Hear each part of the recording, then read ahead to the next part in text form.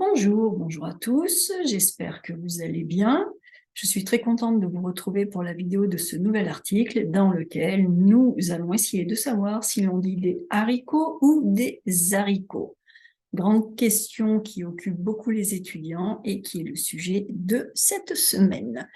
Alors, je vous préviens tout de suite, la semaine prochaine, il y aura une suite dans laquelle je vais traiter un petit peu de cette question linguistique sous l'angle plutôt grammatical. Quelles sont les conséquences en termes de grammaire? Alors, comme je le dis au début de l'article, cela fait un petit moment que je voulais aborder ce sujet avec vous, parce que cela fait également très longtemps que mes étudiants, lorsque l'on arrive à la question du H, est-ce que l'on fait une liaison, pas de liaison? Pourquoi est-ce qu'on ne fait pas de liaison alors qu'on ne prononce pas le H en français? Eh bien, mes étudiants me disent souvent, mais on ne comprend rien. On ne comprend rien, le français, c'est pas logique. Qu'est-ce que c'est que cette langue? Pourquoi vous écrivez des H si ça ne sert à rien? Bref, bref, bref.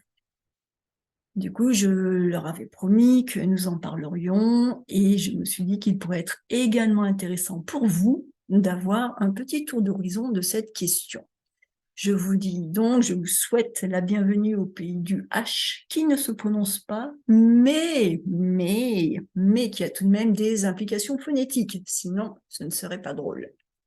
Donc la question qui trotte, la question qui trotte, qui court un petit peu, qui trotte dans la tête de nombreux étudiants de langue française, c'est de savoir quand est-ce qu'il faut faire la liaison et quand est-ce qu'il ne faut pas la faire. Alors pour vous aider, déjà à la base, il faut savoir quel type de H débute le mot, car nous avons effectivement deux types de H, même si on ne prononce pas le H comme dans certaines langues comme la langue anglaise. Alors, du point de vue du vocabulaire, on va parler de H aspiré quand il est prononcé, le H, le H. Quand il est prononcé, c'est le H aspiré. Et on va parler de H muet quand il ne l'est pas, un peu comme le E muet que l'on trouve à la fin du verbe que l'on conjugue comme je regarde. Je regarde, on finit avec le son D, pas je regarde, je regarde. Le E est muet, et bien le H peut être muet. Et donc, c'est une distinction qui est importante à avoir en tête parce que même si la langue française n'a pas le H aspiré, le H que l'on prononce, eh bien, on retrouve la trace de ce H aspiré dans la langue. Et ce H aspiré, qui n'est pas prononcé comme un H aspiré, a quand même des conséquences phonétiques et grammaticales. Et c'est là souvent que c'est un petit peu difficile pour les étudiants, parce qu'ils me disent, mais si le H n'est pas aspiré, pourquoi il y a une différence? Eh bien, c'est ce que nous allons voir. Alors, quelle est l'origine de cette bizarrerie, une bizarrerie, quelque chose de bizarre, d'étrange, cette bizarrerie linguistique? Pour comprendre pourquoi la langue française est bizarre, et je mets bizarre entre guillemets, parce que ça me fait toujours sourire quand mes étudiants me disent « Oh, le français, c'est bizarre !» Très honnêtement, toutes les langues sont bizarres, puisque toutes les langues sont le produit d'une utilisation humaine et que l'être humain lui-même est plein de bizarreries. Donc les langues sont bizarres, sauf qu'en général, notre langue maternelle, ou les langues que l'on parle depuis tout petit, on les a appris de façon implicite, donc toutes les bizarreries, on les a apprises sans même s'en rendre compte. C'est pour cela qu'on a tendance à penser que notre propre langue n'est pas bizarre, mais par contre, quand on doit apprendre de façon consciente, de façon explicite, et parfois de façon un peu laborieuse et difficile, une autre langue, là, on repère toutes les bizarreries. Donc c'est pour cela que j'ai mis bizarre entre guillemets, parce que le français n'est pas une langue plus bizarre qu'une autre. C'est une langue qui a ses aspects plus ou moins logiques, un peu plus, et puis les aspects plus ou moins logiques, un peu moins. Voilà. Alors, pour ce qui est de cette bizarrerie, il ne faut pas chercher l'explication du côté de la grammaire. Ce n'est pas qu'un jour quelqu'un s'est assis et a dit « Ah tiens, on va faire deux catégories, les H que l'on prononce, mais on ne les prononce pas complètement, et puis les H que l'on ne prononce pas, mais que l'on écrit quand même. » Non, non, non, c'est pas du tout ça. Il faut aller chercher du côté de l'histoire de France. On remonte donc il y a assez longtemps, hein, pendant des siècles, avant que les frontières ne soient relativement fixes, hein, parce que les frontières ont bougé encore, même pendant le XXe siècle. La France a soit tenté d'envahir ses voisins, on n'était pas les derniers, hein, pour cela, donc soit c'est nous, les Français, qui avons essayé d'envahir nos voisins, ou alors nous avons été envahis par nos voisins. Bref, il y a eu beaucoup de guerres au cours des siècles. Et de ces périodes mouvementées, eh bien, ce qui est logique, des mélanges culturels et linguistiques sont nés. Ce que je veux dire par là, c'est que des mots ont été empruntés à certaines langues, et ces mots se sont peu à peu intégrés à ce qui allait devenir la langue française. Et puis, logiquement, ça a marché dans l'autre sens, hein. Du fait de la diversité des conflits, les emprunts linguistiques ont eu plusieurs origines. Donc nous, on a emprunté des mots, on en a aussi donné à nos voisins. Et comme ces conflits étaient variés sur le plan géographique, sur le plan des pays avec lesquels on se battait et sur le plan linguistique, eh bien, tous ces emprunts linguistiques ont eux aussi eu plusieurs origines, puisque nos adversaires étaient d'origine variée, ils parlaient plusieurs langues. À force de se taper dessus, de s'envahir, d'être envahir, de voler les femmes et de faire des bébés qui allaient être un peu bilingues, eh bien, on a eu un mélange de langues, comme dans beaucoup de pays. Donc, parmi les emprunts linguistiques, il y a eu des emprunts liés aux langues d'origine romane, comme l'italien ou l'espagnol. Et dans ces langues, on ne prononce pas le H. Et de ce fait, lorsque ces mots ont été absorbés dans la langue française, ils ont été prononcés sans le H. Et puis, c'est également le cas des mots qui, sans avoir été empruntés à l'italien ou à l'espagnol, des mots qui nous venaient dans la langue française directement du latin, hein, parce que le français est une langue latine. Donc là, on a des H que l'on ne prononce pas forcément, ou voire pas. Et on ne prononce pas le H, on prononce ces mots comme si la première lettre était une voyelle. Et cette prononciation autorise donc à faire la liaison. Un homme, des hommes, une heure, des heures. En revanche, quand on se tapait dessus, ou se faisait taper dessus, avec nos voisins plutôt nordiques ou de l'Est, eh bien, c'est les emprunts qui résultaient de tous ces mélanges, de toutes ces guerres, de toutes ces conquêtes et toutes ces défaites. Eh bien, les emprunts linguistiques qui en résultaient, et les mélanges, venaient de langues d'origine anglo-saxonne, germanique ou disons nordique, et les mots de ces langues qui avaient un H, eh bien, étaient des mots qui se prononçaient avec un H aspiré. Et donc, les populations françaises qui ne prononçaient pas ce H ont tout de même gardé ce qu'on appelle un hiatus. Alors, le hiatus, c'est la prononciation de deux voyelles de façon nette, sans liaison, sans élision possible. Vous savez, en français, on est toujours en train de faire des liaisons. D'ailleurs, je viens de dire sans élision, sans élision, sans élision. Donc, on ne peut pas dire, le hiatus, c'est ça, ce sont deux voyelles qui se succèdent, mais qu'on ne peut pas nouer entre elles sur un plan phonétique. Donc, on ne peut pas dire les haricots, on ne va pas faire la liaison, mais on va dire les haricots. Et on va vraiment faire une distinction nette entre les et puis A, le A de haricot. Et ce n'est pas fluide, ce n'est pas les haricots. Je ne vais pas dire les haricots, je veux dire les haricots. J'ai une cassure. Je ne vais pas dire l'haricot quand il n'y en a qu'un. Hein, donc, je ne dis pas les haricots au pluriel, je dis les haricots. Quand il n'y a qu'un haricot, je ne vais pas dire l'haricot, je vais dire le haricot, le haricot. Et donc là, j'ai mon hiatus. J'ai E, qui est une voyelle, et A, E-A, le haricot. J'ai mon hiatus, c'est-à-dire j'ai mes deux voyelles, mais qui sont des voyelles distinctes.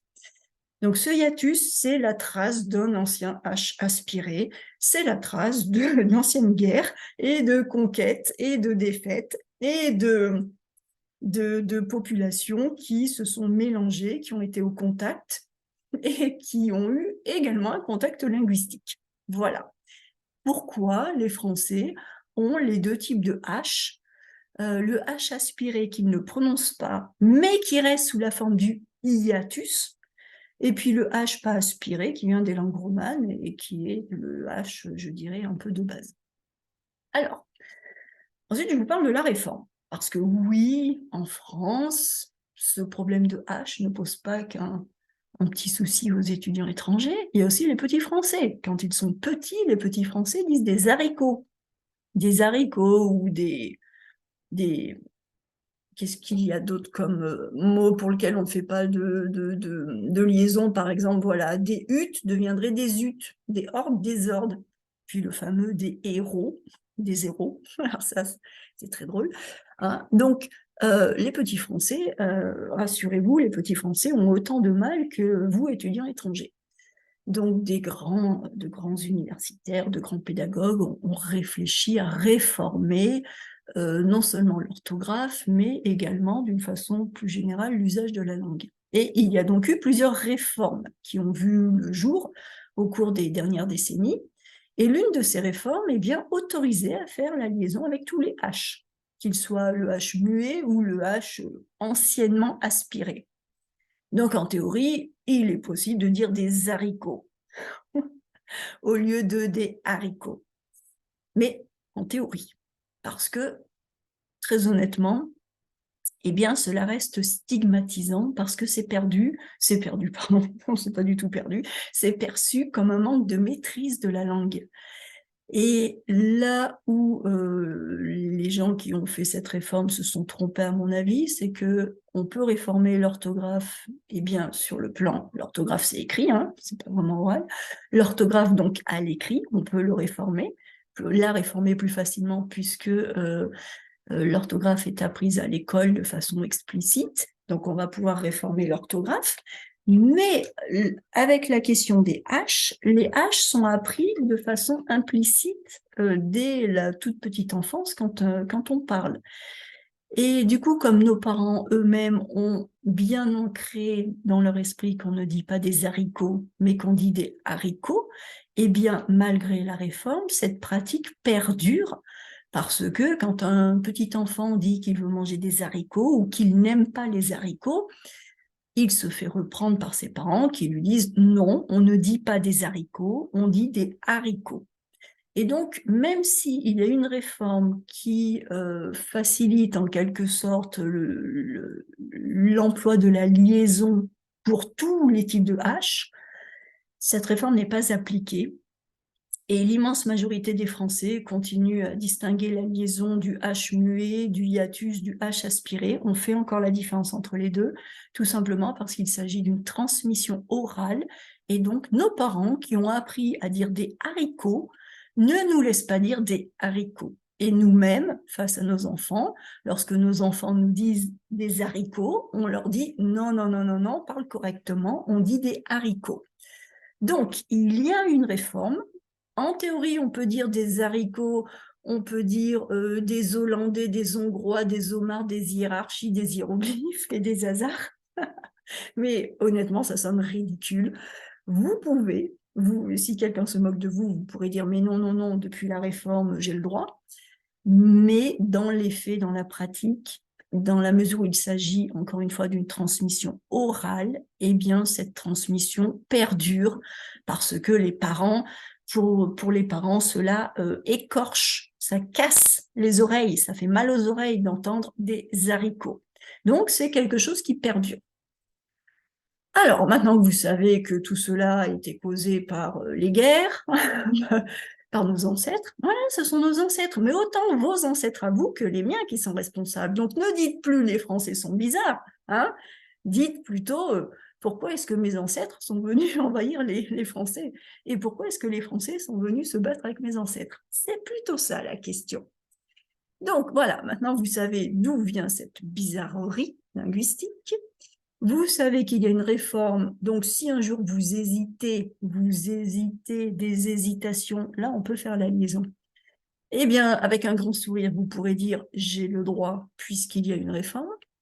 Et maintenant, je vous propose d'avoir quelques exemples. Alors, j'ai mis deux catégories, quelques exemples, il y en a beaucoup plus, mais j'ai pris quelques mots. Avec la liaison, le Z, nous allons dire des hommes, des humains, des heures, des horloges, des humeurs, des hybridations, des humanités, des hémisphères, des hormones, des hippopotames, des hirondelles, des homophones, des humiliations, des honneurs, des hôpitaux, des huîtres. D'accord? Donc des hirondelles, ce sont des petits oiseaux. D'ailleurs, j'avais fait un article de blog à propos du petit dicton « Une hirondelle ne fait pas le printemps ». Donc tout cela et bien d'autres, on peut faire la liaison. Maintenant, écoutez, je vais, et bien justement, je ne vais pas faire de liaison. Et je vais vous dire des haricots, des huttes, des hordes, des haltes, des héros, des hérons, c'est aussi un oiseau, un héron, des hauteurs, des hérissons, des hors-la-loi, des Hollandais, des Hongrois, des homards, des hiérarchies, des hiéroglyphes, des hasards. Alors, je ne sais pas si vous avez entendu le hiatus, moi, en disant une dizaine de mots comme cela, je l'entendais très bien. Et une autre chose, vous allez faire produire un hiatus sur le plan linguistique tout simplement en faisant un effort d'articulation. On ne peut pas aller trop vite. Je n'allais pas trop vite. Si j'étais allé vite, j'aurais dit des haricots, des huttes. Mais des huttes, des huttes, des huttes, des huttes, on commence à se demander si c'est un seul mot. Des huttes, des huttes, des huttes, des huttes, des hordes.